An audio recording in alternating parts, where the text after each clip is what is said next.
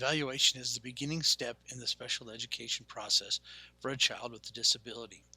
Before a child can receive special education and related services for the first time, a full and individual initial evaluation must be conducted to see if the child is eligible for special education. The parents must also give consent for the evaluation process to begin. The Individuals with Disabilities Act, IDEA, helps guide the evaluation process to make sure the rights of the individual and the parents are protected. The process is also protected by the Family Educational Rights and Privacy Act, FERPA, to protect the privacy of the student's education records. The purpose of the evaluation is to see if the child is actually a child with a disability as defined by IDEA. It is also the purpose to gather information that will help determine the child's educational needs and also to guide the decision making process in determining the appropriate educational programming for the child. As you can see on the screen, these are the 13 areas or 13 categories of students with disabilities under IDEA. Parent participation. Parents may request that their child be evaluated, and the school must agree to evaluate their child or give a reason for the refusal. The school system may ask to evaluate the child, and the parents must give their informed, written permission before the evaluation may be conducted. After parental consent, according to IDEA, the child must be evaluated within 60 days. Evidence has shown that when schools and families work together, student learning and outcomes improve. It also boosts their attitude towards the school and their social skills and behavior while they are at school. Multiple disciplines. A child's initial evaluation must be full and individual, focused on that child and that child alone. In order to gather relevant functional, developmental, and academic information about the child, the evaluation must use a variety of assessment tools and strategies, as this will not only help determine where the child's disability is, but also determine other educational needs as well. A full and individual evaluation evaluates the following, as you can see on your screen. What else should you consider when evaluating a child? You should review all existing data that you already have on that child. You should use a variety of assessment tools and strategies because it's hard to get a comprehensive picture with just one test. You need to make sure that all assessment tools are non-discriminatory on a racial or cultural basis. You need to consider the child's language and communication needs, and you need to make sure your evaluation tools are reliable and valid and administered by a trained and knowledgeable person. Confidentiality of educational records and assessment results.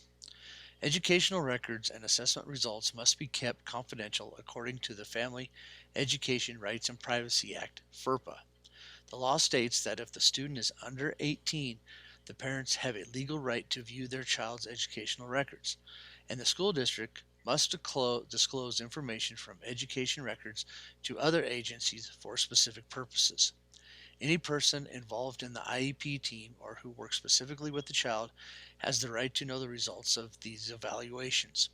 If consent is given for another person to view a student's educational records under FERPA, the school may choose to provide the person access, but is not required to do so, and if the student is covered by IDEA, the school must provide a representative of the parent access to inspect and review the student's educational records. Procedural safeguards, due process, and mediation. Procedural safeguards break down what the school can and can't do when evaluating and providing special education and related services to your child.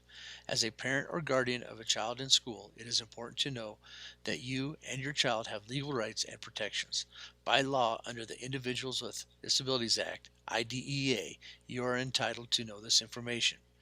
IDEA requires that school districts or public agencies provide parents of a child with a disability with a notice that contains a full explanation of the procedural safeguards available under IDEA and other federal regulations.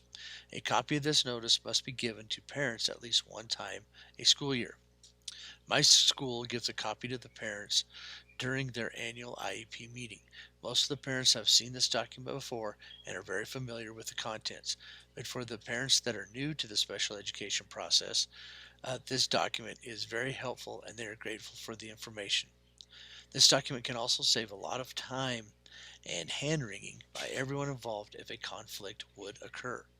Parents also have the right to a due process hearing and or mediation to help solve any complaints that the parents may have regarding the education of their child.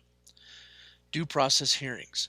If the parent has a dispute with the school about their child's special education, they can use due process. It is a formal way of resolving disagreements between parents and schools. When disputes cannot be resolved through informal means, state complaints, or mediation, parents can file a request for a due process hearing. This request can involve any matter relating to a proposal or refusal to initiate or change the identification, evaluation, or educational placement of the child, or even the provision of free and appropriate public education to the child. The due process hearing request must declare a violation has happened not more than 2 years before the parents or the school district knew or should have known about the action that is being brought forth. Mediation. Mediation is an alternate hearing that the school district can make available to allow family and the school to resolve disagreements. Special education mediation process is a process in which a mediator helps to resolve a dispute between a parent and the school district over a child's special education program. A mediator is a neutral person who will help the participants arrive at a mutually satisfaction agreement. Things to think about as a special education teacher. The parent must file the complaint. The parent formally files for IEP due process within 2 years after you known or should have known of the dispute. Your child or your parent will lose the right to do so. During the hearing process, the child remains in their current placement until the parents and the school district reach an agreement. Written notice must be sent to the school district and to the special education branch of the state's Department of Education. Periodic reevaluation. This evaluation is generally called a triennial evaluation. The purpose of this is to find out if the child continues to be a child with a disability as defined by IDEA. It also helps identify the areas of the child's educational needs. A reevaluation may occur more often if necessary, or if the child's parent or teacher asks for a new evaluation. Just like an initial evaluation, a reevaluation begins with reviewing existing data of the child. If additional data is needed, tests or other instruments are used to produce the data.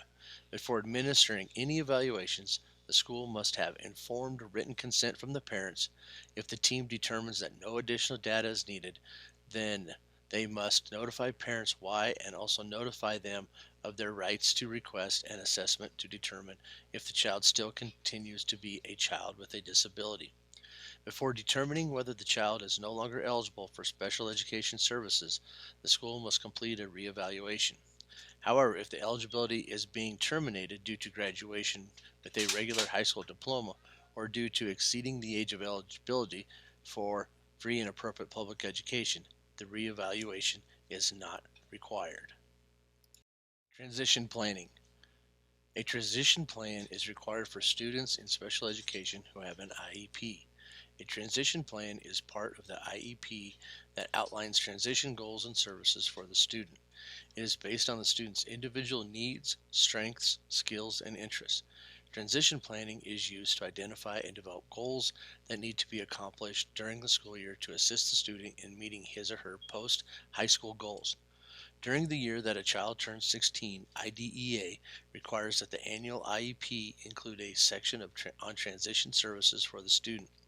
Factors that should be included are academic preparation, community experience, vocational and independent living objectives. A statement of the transition goals and services must be included in the transition plan. Schools must then report to parents on the school's progress toward meeting these transition plans. Transitioning from high school to the next phase in life can be difficult and exciting. Students are becoming more independent by receiving their driver's license and even getting a job. This is the same for special education students, but they have the addition of having a transition plan to help them guide them as they prepare to leave high school. This will help them decide whether to go to college, into the workforce, into independent living. Without this guidance, students with disabilities often struggle. Transition plans should be prepared for all students as they start to prepare for life after high school. I have seen a lot of students who have no clue or no plan for when they leave high school, and they flounder around for a few years before they find their path. Transition planning should be mandatory for all students to graduate high school. This would help students feel more at ease when they enter their last days of high school by having a plan set up for them to help them guide them as they transition into the next phase of their life. Teachers, parents, and other adults need to give our children the best support and tools possible for this time in their life. Students with emotional disabilities must be included in general assessments. No Child Left Behind required that public school students, including students with disabilities, participate in annual testing in math, reading, writing, and science. Students with disabilities must be provided the appropriate accommodations necessary to participate in these tests. Requiring that all students complete state and district-wide assessments helps ensure that schools, school districts, and states are held accountable for the achievement of all students, including those with disabilities. The IEP team can determine how individual students with disabilities participate in assessments, not whether they will. Students with disabilities should not be exempt from state or district assessments. The only students with disabilities who are exempted from participation in these assessments are those who are convicted as adults under state law and incarcerated in adult prisons. If the child requires individual accommodations or modifications in order to participate in the assessment, it is up to the IEP team to determine this. These accommodations and modifications must be stated in the child's IEP. If the team decides that the child will not participate in a particular assessment, it must be stated why the assessment is not appropriate for the child and how the child will be assessed otherwise. Positive Behavior Intervention Plans, PBIS. A positive behavior intervention plan is a written plan that is part of a child's IEP and includes strategies to help reduce or prevent the likelihood of challenging behaviors from occurring. If a child's behavior is disrupting his or her learning or the learning of others, the IEP team is required to consider the use of positive behavior interventions, strategies, and supports to help address the problem areas. The positive behavior intervention plan is developed by the IEP team with information gathered from the student, his or her parents, the teachers, other staff who know the student well, and updated evaluation information, including a functional behavior assessment, which determines the reason for a behavior through collecting, analyzing, and reviewing data and observations. A positive behavior intervention plan should include steps to help the child learn new behavioral skills such as environmental changes to reduce or eliminate challenging behaviors, strategies for teaching new skills to replace challenging behaviors, skills training to increase student understanding of positive behavior strategies, and support that will be provided to help the student practice the new strategies across different settings within the school.